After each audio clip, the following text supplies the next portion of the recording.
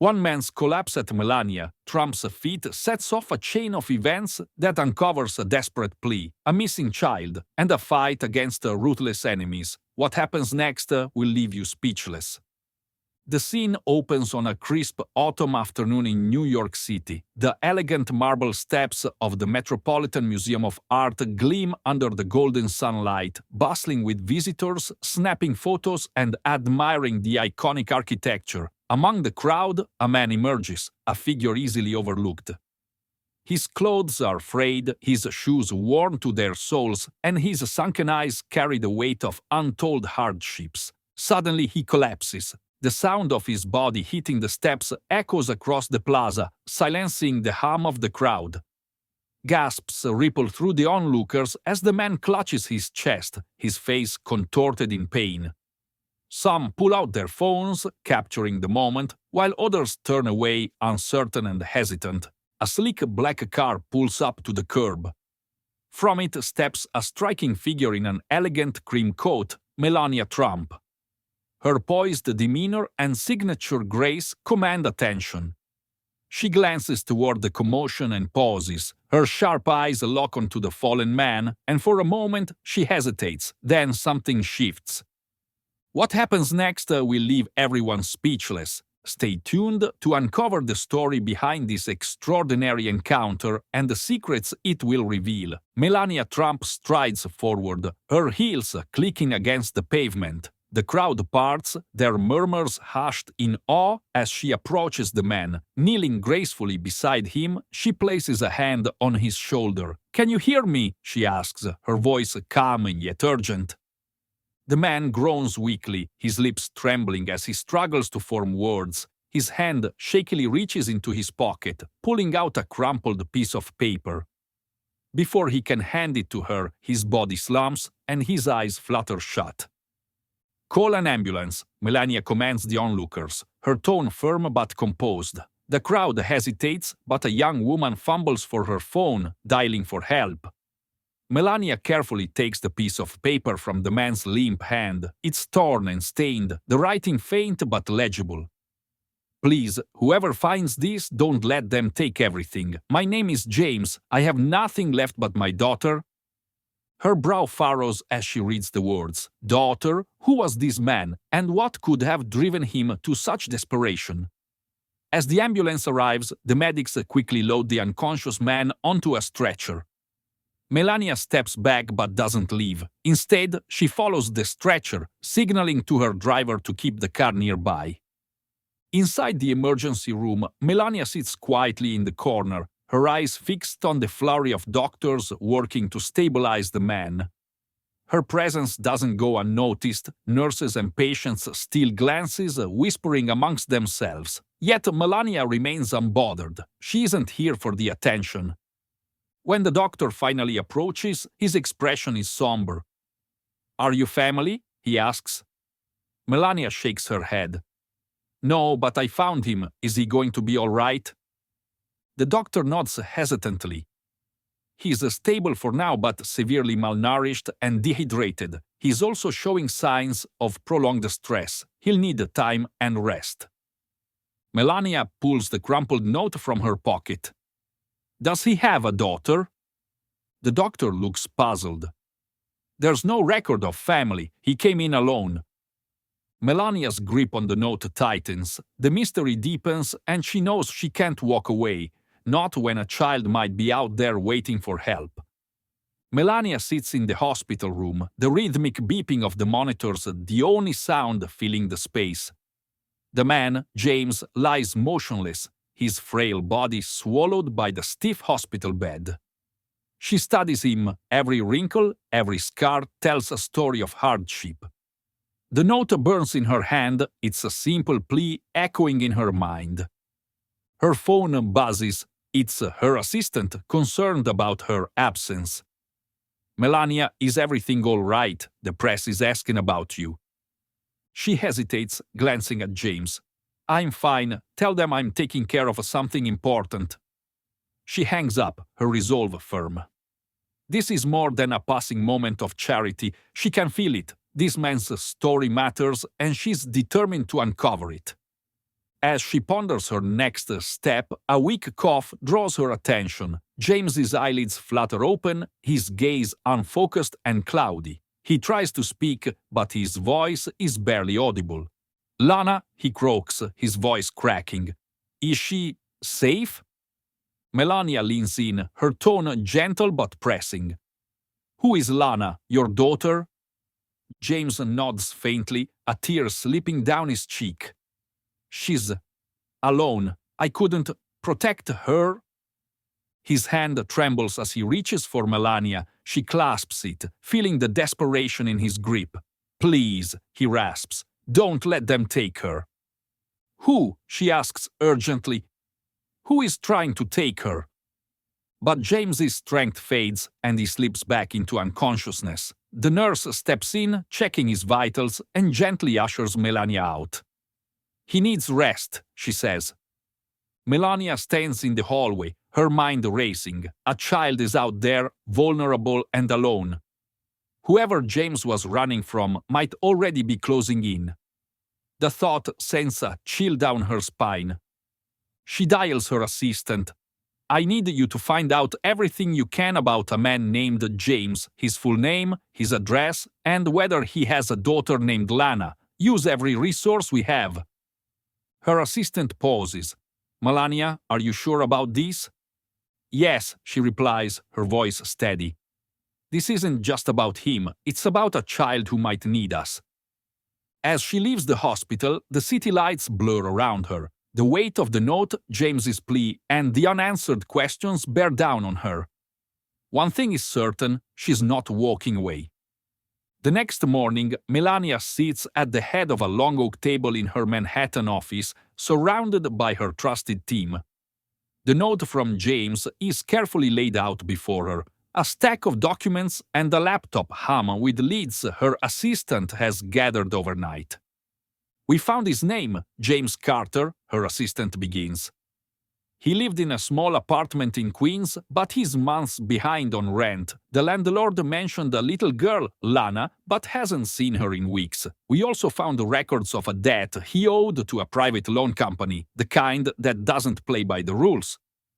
Melania's brow furrows. "And Lana? Is there any sign of her?" Her assistant shakes her head. "No, but there's something else. A police report from 3 weeks ago mentions a disturbance at James's address. Neighbors reported shouting, and when officers arrived, the place was ransacked. James claimed he was being threatened but refused to name anyone."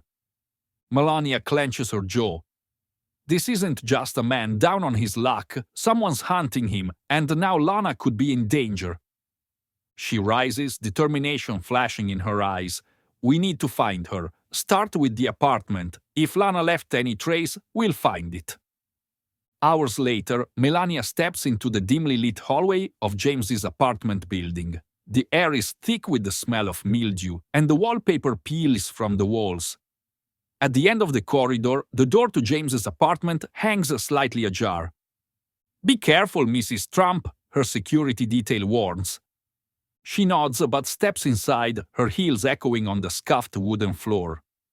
The apartment is sparse, almost barren, an overturned chair, a tattered couch, and a small table cluttered with unopened bills. On the far wall, a photo catches her eye, a smiling James holding a little girl with curly brown hair and bright eyes. "Lana," she whispers, picking up the frame.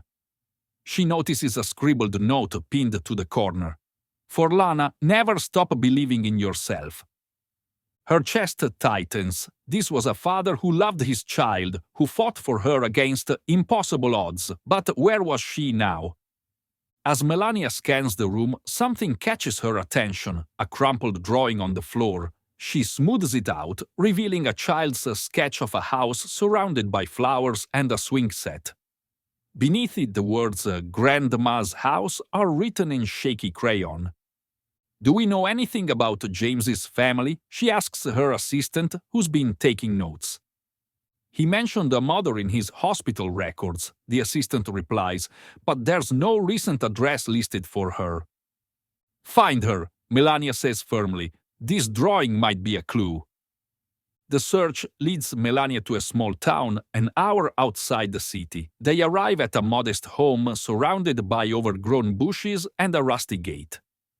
An elderly woman answers the door, her face weathered but kind. "Mrs. Carter?" Melania asks gently. The woman nods. "Who's asking?" Melania holds up the drawing. "I'm looking for Lana. Your son James is in the hospital and he's very worried about her." At the mention of Lana, Mrs. Carter's eyes fill with tears. "Lana, she was here. James brought her when he was in trouble. He begged me to keep her safe." "Is she still here?" Melania asks, hope flickering in her voice. Mrs. Carter shakes her head. "A few days ago, James came back. He was desperate, saying he had to take Lana somewhere safe. He didn't say where." Melania's heart sinks. They're back to square one. But as she turns to leave, Mrs. Carter grabs her arm. "Wait," she says. "Before he left, he mentioned a park, Lana's favorite place to play." Later that evening, Melania finds herself at a rundown park in Queens. The swings creak in the breeze and graffiti covers the slides. She scans the area, her pulse quickening, and then she sees her. A small girl sits alone on a bench, clutching a stuffed bunny with one ear nearly torn off. Her curly brown hair falls around her face as she stares at the ground. "Lana?" Melania calls softly. The girl looks up, her wide eyes filled with fear. She clutches the bunny tighter, but doesn't run. Melania kneels a few feet away, her voice gentle. "Your daddy sent me to find you. He's in the hospital, but he's going to be okay." Tears stream down Lana's cheeks. "He told me to hide," she whispers. "He said bad people were coming." Melania's throat tightens. "You don't have to hide anymore. You're safe now, I promise." She holds out her hand, and after a moment of hesitation, Lana takes it. Melania knows this is only the beginning. James's enemies are still out there, and Lana's safety is far from guaranteed. But as she guides the little girl to the waiting car, she feels a renewed sense of purpose. She'll protect Lana, no matter what it takes. The car speeds through the dimly lit streets of New York as Melania holds Lana close. The little girl's grip on her torn bunny is tight, her small body trembling against Melania's side. Melania's mind races. She knows the threats James mentioned are real, and whoever is after him might already be closing in on them. Her phone buzzes. It's her assistant. "Mrs. Trump, we've identified the group chasing James. They're part of an underground loan shark operation. Ruthless, dangerous, and they don't like loose ends." Melania's heart pounds. "Do they know about Lena?" "Yes," the assistant replies grimly. "They've been searching for her ever since James went into hiding. They think she knows something." Before Melania can respond, the headlights of a black SUV flash behind them. The car accelerates, tailing them closely. Melania's security detail reacts instantly. "We've got company. Buckle up." The SUV slams into the back of their car, jolting them forward. Lana screams, clinging to Melania as the driver weaves through traffic, trying to evade the pursuers. Another hit sends the car skidding onto a side street, the tires screeching against the pavement. Melania's voice is calm but firm as she shields Lana. "Stay down. I won't let anything happen to you." The security car pulls into an alleyway, screeching to a halt. "Out now!" the lead guard shouts. He ushers Melania and Lana into a side door of an abandoned warehouse, while the rest stay back to delay the attackers. Inside, Melania crouches beside Lana, brushing the tears from her cheeks. "It's going to be okay," she whispers. But deep down, she knows they're trapped. Suddenly, the sound of footsteps echoes through the building. The attackers are closer than she thought. Melania steels herself. This is it, the moment to protect Lana at all costs. The footsteps grow louder, reverberating through the empty warehouse. Melania's security team reappears, leading a team of NYPD officers who quickly surround the building.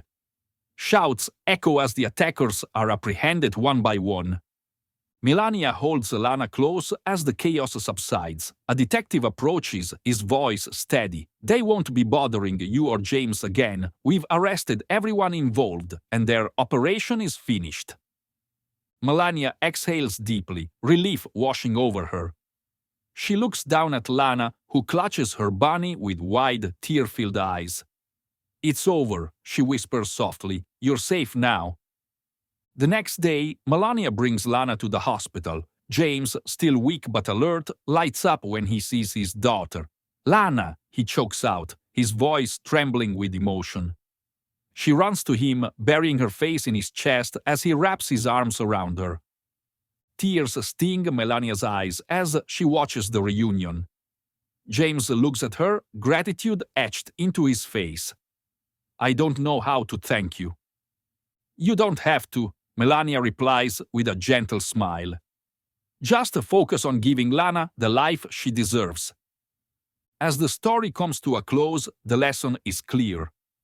Compassion can change lives in ways we never expect.